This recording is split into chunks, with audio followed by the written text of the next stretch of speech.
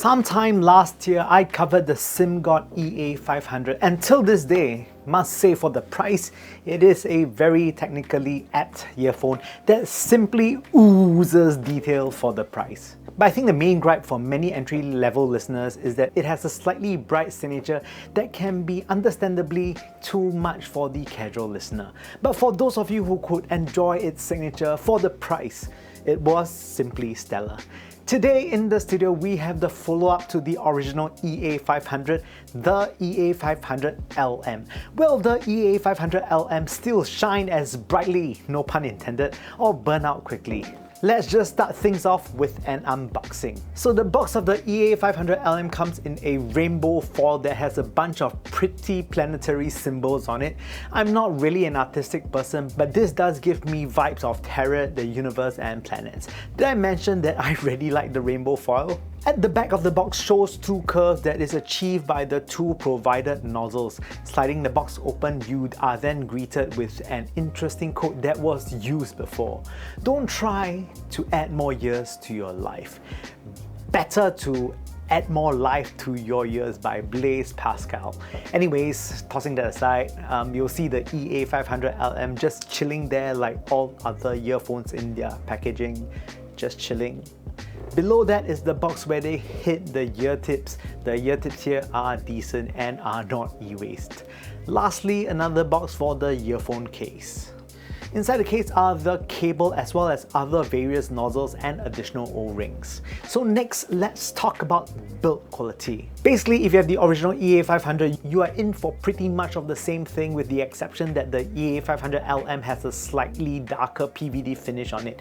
But for those of you who have never tried it, let's talk about it. The EA500LM is a metal chassis iron that has a very good feel and heft to the touch. It is very pretty with that dark mirror finish on the body. I personally really like shiny things, so this is completely up my alley. The chassis feels premium, especially in its given price as compared to the hollow feeling plastic ones. Inside the EA500LM is a brand new 10mm dynamic driver that has a lithium magnesium alloy composite diaphragm. The DD here also uses Simgot's second generation dual magnet dual chamber driver design as well. The cool bit about the EA500LM is that you can actually change the nozzle to tweak sound somewhat. Provided are three nozzles, a silver one with red ring, a silver one with black ring, and lastly a gold nozzle for a total of 3 different flavors.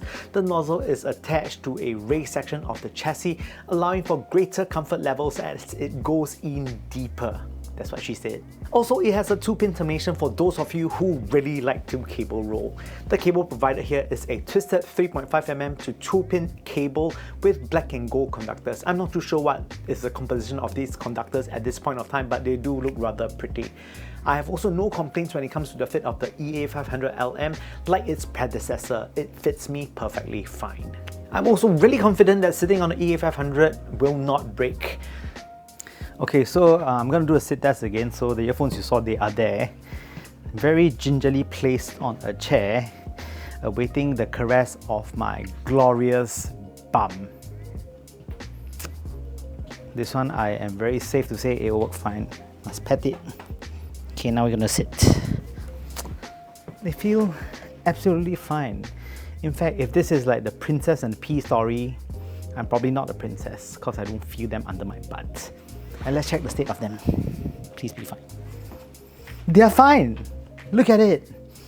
It's fine. Survived the sit test. Sound.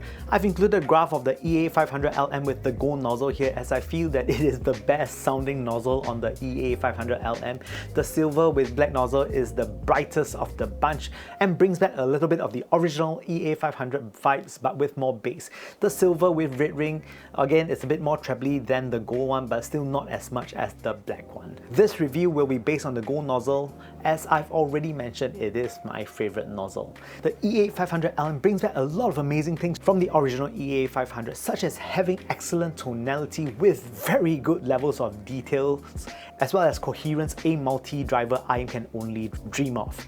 The EA500 is like taking a straight shot of rum, pretty good, but personally I find rum and coke easier to drink and I can get equally buzzed from it as well. What it does quite differently from the original is having a fuller voicing that addresses the main criticism of the original. This allows the EA500LM to sound more complete and musical by comparison.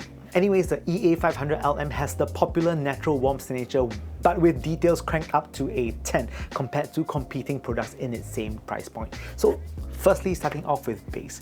The original EA500 had more of a sub-bass emphasis, while the EA500LM changes that up a little. Sub-bass is still very present on the LM, and I would say similar in quantity as the original, but raises the mid-bass by quite a bit. This in turn creates a slightly thicker tonal weight, especially when comparing it directly with the original EA500. Bass details here are amazing at its price point. There is also pretty good body with bass as well, and isn't the sort where it is just plain fast but with no body. One extremely important thing to note is that these are definitely not bass hit IEMs. Dynamics here is also very lovely. The EA500LM does bass in a very slick manner and just work in conjunction with other frequency bands extremely well.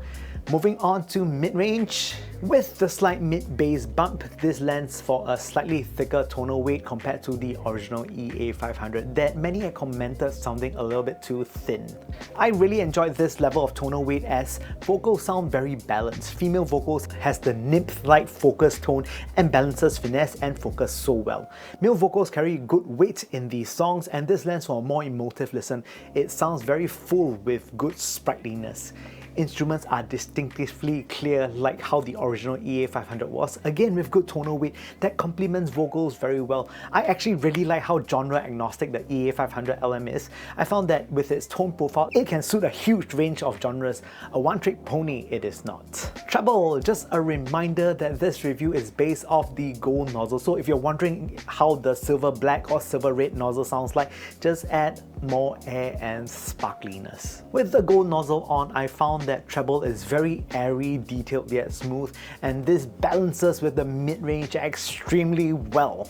I found treble extension to be very extensive but maintaining its smooth profile that I adore.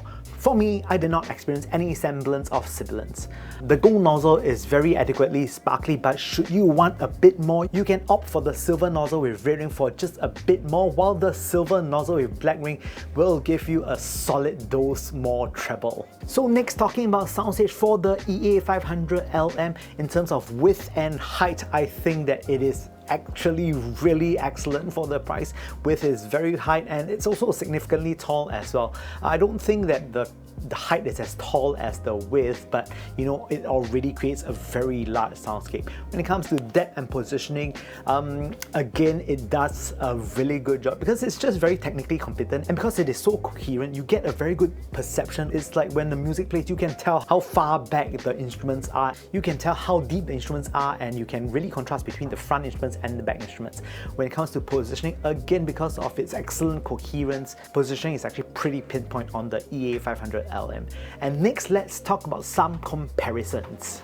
Firstly, versus the Simgot EA500, I'll just cover this very briefly as I might make another video that will just dive deeper into this. So the EA500 is my preferred choice between the two, as I enjoy its slightly thicker tonal weight, making it tonally delicious. It is more genre agnostic compared to the original and can pair with a lot of genres. I found that the original to still have an excellent level of detail but with a thinner tone, and as such I would go with the EA500. Next, versus the Simgot EA1000, because there has been some talk saying that EA500LM is better than that. I'm here to talk about it.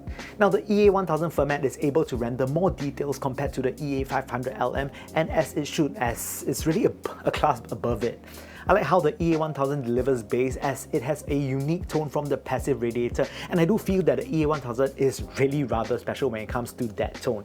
There is a very obvious halation to the tone that other IMs simply cannot replicate. Versus the Moondrop May. The Moondrop May comes with a DSP cable that makes it a very interesting IEM to compare. I found that the Moondrop May to have a rather similar signature to the EA500LM but isn't as smooth sounding. Technically, the EA500LM is more detailed sounding and really out-resolves the May. Also, treble extension on the May is poor as you cannot really hear any sort of semblance of airiness. The May fares worse when you opt to use a normal cable rather than the included DSP cable. So this makes the EA500LM a bit more fun to play with. Next up, versus the CCA Rhapsody. So this is the jewel of the CCA KZ brand, the Rhapsody. I think it's quite a fun IEM. It has really lovely vocals, but comparing it with the EA500LM, the Rhapsody has bass that is a little bit slower compared to the mid-range and treble. The EA500LM on the other hand is more coherent, has better levels of details. Yeah. And finally, in conclusion, it is actually quite rare for me to say that I will use a pair of IEMs for quite a long time. The EA500LM is an IEM that I am very happy to do so. To me, this is blind buy worthy, more so than the original EA500 that came before, as its lean tonal weight can put some folks off, but not for the EA500LM. Anyways, Simgot addressed what people wanted in the EA500LM, which makes it extremely commendable. With that said, I hope you liked this week's episode of the Super Chong Super Audio Show. Yeah, thank you guys so much for watching. If you like the content so far, please kindly press the like and subscribe button down below. It will help me out a bunch. And with that said, I hope to see you guys soon.